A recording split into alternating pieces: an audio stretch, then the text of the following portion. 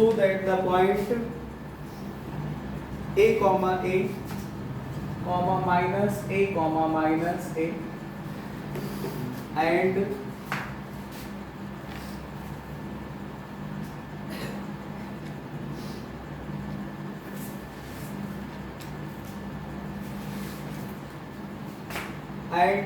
minus root 3a comma root 3a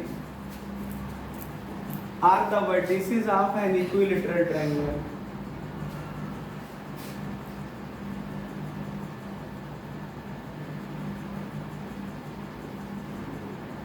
Are the vertices of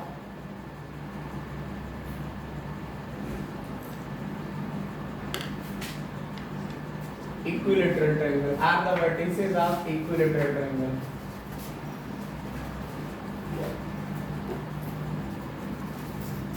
ठीक है. And also find its area.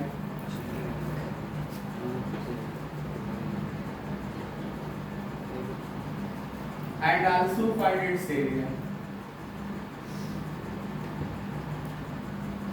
ये question है हमारे पास. लिखा है कि so that the points a comma a, दूसरा पॉइंट है minus A comma minus A, तीसरा पॉइंट है माइनस का root 3a comma root 3a are the vertices of an equilateral triangle, find its area.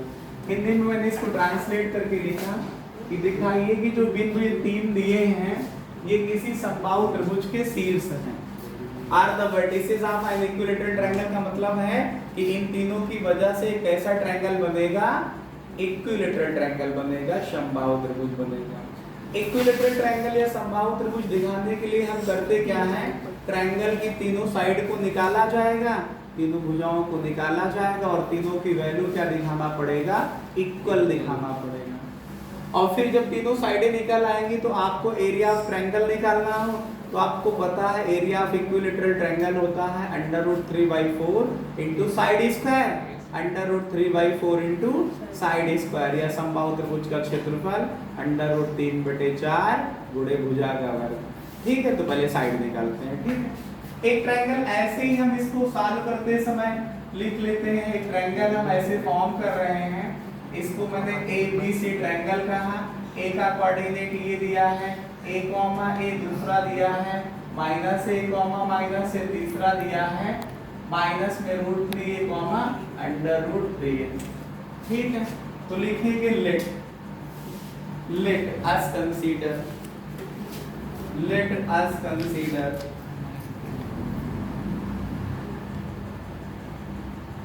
a comma a, b -a comma -a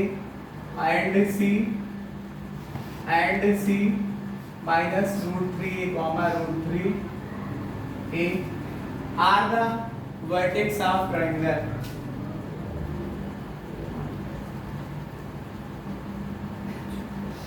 Are the vertex of triangle. त्रिभुज ABC के शीर्ष बिंदु हैं. अब हम निकालेंगे तीनों साइड की लेंथ, AB निकालेंगे, BC निकालेंगे और AC निकालेंगे. ठीक है, AB के लिए आप डिस्टेंस फार्मूला या दूरी का सूत्र लगाओगे तो फार्मूला क्या लिखोगे, x2 - x1 का स्क्वायर प्लस y2 - y1 का स्क्वायर. आप AB के लिए ये पॉइंट x1 y1 कहलाएगा और ये पॉइंट x2 y2 कहलाएगा. तो x2 का मतलब हुआ -a माइनस x1 का मतलब हुआ a इसका स्क्वायर प्लस y2 का मतलब हुआ माइनस का a माइनस y1 का मतलब हुआ a इसका स्क्वायर. आप लोग इसको सॉल्व करो, माइनस से माइनस a का मतलब माइनस का 2a इसका स्क्वायर और माइनस से माइनस a का मतलब -2a इसका स्क्वायर. जब आप इसको सॉल्व करोगे -2 का स्क्वायर करोगे तो 4 आएगा और a का करोगे तो a स्क्वायर हो जाएगा. फिर प्लस इसी तरह से ये भी 4a स्क्वायर हो जाएगा. 4a स्क्वायर ऐड करके 8a स्क्वायर लिख सकते हो. इसी 8a स्क्वायर का अगर फैक्टर करो तो 2 × 2 × 2 और a स्क्वायर का a × a, देखो इनके पेयर बन जाएंगे. पेयर में जो बन रहा है जिसका पेयर बन रहा है आप उसको बाहर ले लीजिए। तो ए बी की वैल्यू क्या निकल के आ गई 2a और अंडर रूट का 2 यूनिट या इकाई। ठीक, ऐसे ही आप बी सी निकालेंगे। आप अब आप क्या निकाल लीजिए, बी से सी तक की डिस्टेंस। डिस्टेंस फार्मूला लगाएंगे तो x2 माइनस x1 का स्क्वायर होगा प्लस y2 माइनस y1 का स्क्वायर होगा। अब b और c के लिए, ये पॉइंट b है, ये पॉइंट c है, तो ये b है तो इसको x1 y1 कहोगे और इसको x2 y2 कहोगे। तो लिखोगे x2 का मतलब माइनस का अंडर रूट 3 माइनस x1, ये माइनस फिर लगेगा तो ये प्लस हो जाएगा, प्लस y2 का मतलब अंडर रूट 3 माइनस y1 का मतलब माइनस ए माइनस यहाँ पहले से है तो ये प्लस हो जाएगा। अब आप इसका होल स्क्वायर करिए, थोड़ा सा ध्यान दीजिएगा, इसमें एक नंबर माइनस में है दूसरा प्लस में है, तो a माइनस b का होल स्क्वायर लगा दो। तो पहले का स्क्वायर करोगे तो रूट 3 का स्क्वायर करोगे तो 3a स्क्वायर प्लस दूसरे का स्क्वायर करोगे तो a स्क्वायर माइनस का 2a का मतलब under root 3a into b का मतलब a, फिर प्लस इसमें a प्लस b का होल स्क्वायर लगाओ, दोनों प्लस में है तो a प्लस b का होल स्क्वायर लगाओ। इसका स्क्वायर करोगे रूट 3 का तो 3a स्क्वायर, a का करोगे तो a स्क्वायर और इसमें 2a भी लगेगा ना, तो 2 under root 3a into a। इसको पढ़ोगे तो इक्वल वैल्यू है, अपोजिट साइन में है, एक प्लस में है दूसरी माइनस में, कैंसिल हो जाएगी। अब अंडर रूट के अंदर a कितनी बार है, 3a square 1a square 3a square 1a square, ये 8a स्क्वायर हुआ जाकर के हुआ। अब फैक्टर फिर कर लो 8 का और a स्क्वायर का कर लो तो ये पेयर बन जाएगा, एक पेयर से एक बाहर ले लो तो इससे 2 आया और इससे a आ गया, अंडर रूट के अंदर ये 2 बच जाएगा। अभी तक मैंने दो साइडें निकाली, दोनों इक्वल आई हैं।